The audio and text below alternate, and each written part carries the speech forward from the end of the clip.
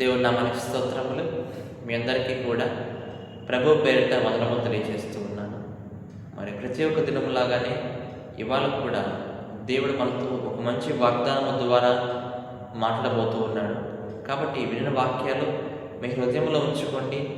మరి అవసరం వచ్చినప్పుడు, సాతానిక శోధన వచ్చినప్పుడు ఈ వాక్యాల ద్వారా మీరు సాతానికి బుద్ధి చెప్పండి. మీరు మీ కుటుంబాలు ఆశీర్వాదకరంగా ఉండాలంటే కనుక ఈ ఉదయకాలపు వాగ్దానాలు అనేవి చాలా అవసరం.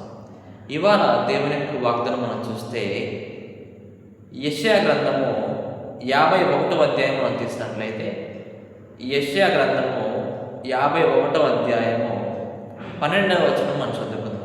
51:12లో మనం చూస్తే, నేనే మిమ్మల్ని ఓదార్చువాడను, చనిపోవు నరునికి, తృణమాత్రుడగు నరునికి ఎందుకు భయపడదు, నేనే మిమ్మల్ని ఓదార్చు వాడనంటూ ఉన్నాడు. ఎంత మంచి వాగ్దానం చూడండి. మనం కొన్నిసార్లు మన జీవితాల్లో కృంగిపోతూ ఉంటాము, కృషించిపోతూ ఉంటాం, చాలా బాధపడిపోతూ ఉంటాం. మనం అనేక చోట్లకు వెళ్తూ ఉంటాం, వ్యాపారం చేయడానికి వెళ్తూ ఉంటాము, అలానే మరి సాఫ్ట్వేర్ జాబ్ చేయడానికి వెళ్తూ ఉంటాము, జాబ్ సెర్చ్ చేసే వాళ్ళు ఉంటూ ఉంటారు, మరి చదువుకు వెళ్ళే వాళ్ళు ఉంటూ ఉంటారు, స్టడీస్కి వెళ్ళే వాళ్ళు ఉంటారు, కాలేజీకి వెళ్ళే వాళ్ళు, స్కూల్కి వెళ్ళే వాళ్ళు ఉంటూ ఉంటారు. ఎవరి వృత్తిలో, ఎవరి యొక్క పనిలో వాళ్ళకి కష్టాలు నష్టాలు అనేవి వస్తూనే ఉంటాయి కదండి. ఆ వృత్తిలో మనం వెళ్తున్నప్పుడు, ఆ పని మనం చేస్తూ ఉన్నప్పుడు, వ్యాపారం చేస్తూ ఉన్నప్పుడు, ఉద్యోగానికి వెళ్తూ ఉన్నప్పుడు కొంతమంది కొన్ని మాటలు మనల్ని అంటూ ఉంటారు, అనరాని మాటలు అంటూ ఉంటారు. మనం చేయని తప్పు కూడా మనం చేశాము అని వాళ్ళందరూ కూడా చెప్తూ ఉంటారు కదండి. అది ఆఫీసులో కావచ్చు, ఎక్కడైనా కావచ్చు, నీ మీద నింద మోపుతూ ఉంటారు. ఆ మాటలు వినగానే నీ హృదయంలో ఒక పక్క భయం వస్తుంది, ఇంకొక పక్క బాధ వస్తూ ఉంటుంది.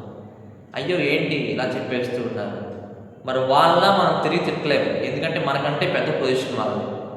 మళ్ళీ పెద్ద పొజిషన్లో ఉన్న వాళ్ళని తిట్టామనుకోండి, మన ఉద్యోగం ఏమైనా పోయిద్దామని చెప్పి చాలా బాధపడుతూ ఉంటాం. తిట్టకుండా ఏం చేయకుండా ఒక్కళ్ళ మేము ఏడుస్తూ ఉంటూ ఉంటాం కదా. ఏడుస్తూ ఉంటాం, ప్రభా ఏంటయ్యా ఏంటి. ఎవ్వరు ఓదార్చడానికి ఉండరు, చుట్టూ ఎవరు ఉండరు. ఇంట్లో చెప్పుకోలేము, కొన్ని విషయాలు చెప్పుకోలేము, ఎవ్వరు ఉండరండి ఓదార్చడానికి. కానీ మనుషులు ఎవ్వరికి తెలియదు నువ్వు ఏడుస్తున్నట్లుగా. కానీ దేవుడికి మాత్రం తెలుసు. దేవుడు ఖచ్చితంగా న్యాయం తీరుస్తాడు. దేవుడు మనల్ని ఖచ్చితంగా ఓదార్స్తాడు. అయ్యో నా బిడ్డ ఏడుస్తున్నాడే, అయ్యో నా కుమారుడు ఏడుస్తున్నాడే, అయ్యో అని చెప్పి దేవుడు చాలా బాధపడుతూ ఉంటాడు. దేవుడు మనం ఓదార్చేవాడుగా ఉంటూ ఉంటాడు. ఎవ్వరు లేరనుకో, మాకు దేవుడు నీకున్నాడు, దేవుడు నీకుండి దేవుడిని ఓదార్స్తాడు. ఏదైతే వాళ్ళు అంటూ ఉన్నారో మాటలు, నువ్వేం పట్టించుకో మాకయ్యా, నేను తగిన గుణపాఠం వాళ్ళు నేర్పుతాను. నిజంగా దేవుడి బిడ్డమైన మనల్ని ఎవరన్నా ఒక మాట అంటే దేవుడు ఊరుకోడండి.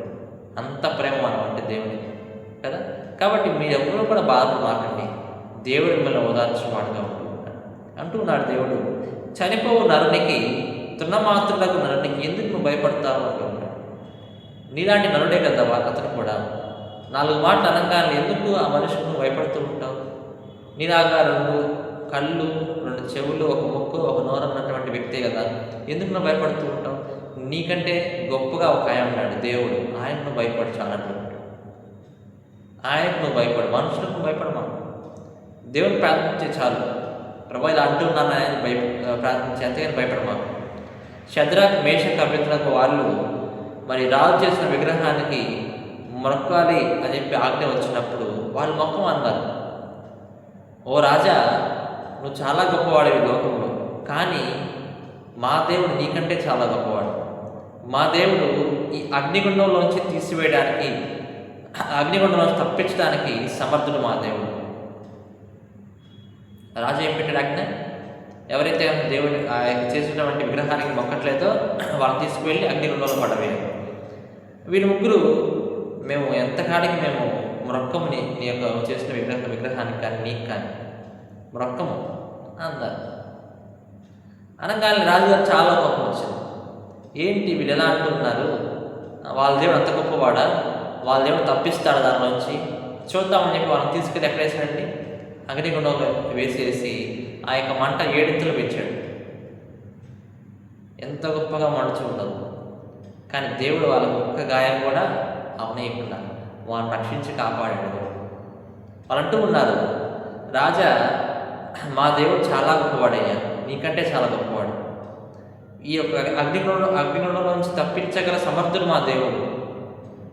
ఒకవేళ మా దేవుడు ఈ అగ్నిగుండంలో మమ్మల్ని చంపేసినా సరే మేము మాత్రం నీకు మొక్కము, నీ విగ్రహానికి మొక్కము అని చెప్పేశారు. మొక్కం అయితే వాళ్ళు ఎంత గొప్పగా ఉన్నారంటే దేవుళ్ళు. వాళ్ళు భయపడలా ప్రార్థన చేశారు అంతే.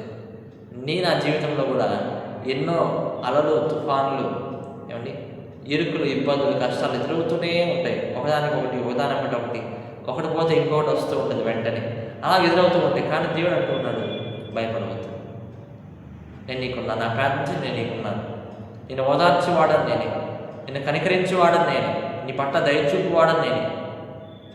ఎవరు తల్లిదండ్రులు, అక్క చెల్లెలు కానీ, అన్నదమ్ములు కానీ ఎవరు విడిచిపెట్టినా సరే నేను మాత్రం నిన్ను విడిచిపెట్టను. నువ్వు అనుకుంటావు ఎవ్వరు లేని నాకు అనుకుంటావు, కానీ దేవుడు నీకున్నాడు, దేవుడు నిన్ను ఓదార్స్తాడు. ప్రియా దేవుడు వెళ్ళారా, దేవుడు పెట్టి చెప్తున్నాడు, మిమ్మల్ని ఓదార్చుతున్నాడు. వారు దేవుడు మిమ్మల్ని ఓదార్చాడు కాబట్టి, ఈ మాటల ద్వారా మీరు విన్నారు, సంతోషించారు కాబట్టి మీరు ఇంక సంతోషంగా మీ పనికి వెళ్ళండి. ఏమన్నా సరే, ఎవరేమన్నా సరే పట్టించుకోకుండా దేవుడే చూసుకుంటాడు అని చిన్న చిరునవ్వుతో మీరు చెప్పేసి వెళ్ళిపోండి అంతే. చిన్న చిరునవ్వు చేసి సరే అని చెప్పేసి వెళ్ళిపోండి అంతే. వాళ్ళని తిరిగి తిట్టడానికి లేదు, వాళ్ళని తిరిగి కొట్టడానికి లేదు, దేవుడే చూసుకుంటాడు. నవ్వేసి వెళ్ళిపోండి, ఇంటికి వచ్చి ప్రార్థన చేయండి అంతే. ప్రియాదులు ఉంటారు. ఆ విధంగా మనం దేవుడిలో ముందుకు వెళ్దాము. దేవుడు మనం ఓదార్చేవాడుగా ఉంటున్నాడు కాబట్టి ఆయన భయభక్తులు కలిగి మనం ఎప్పుడైతే ప్రార్థన చేస్తామో, భయపడకుండా ఎప్పుడైతే ప్రార్థన చేస్తామో, అప్పుడు మన యొక్క దేవుని యొక్క కార్యాలు మనం చూస్తూ ఉంటాము అని చెప్పి ఈ వాగ్దానం ద్వారా సెలవిస్తున్న దేవుడి వాగ్దానం దీవించి ఆశీర్వదించును గాక. ఆమేన్.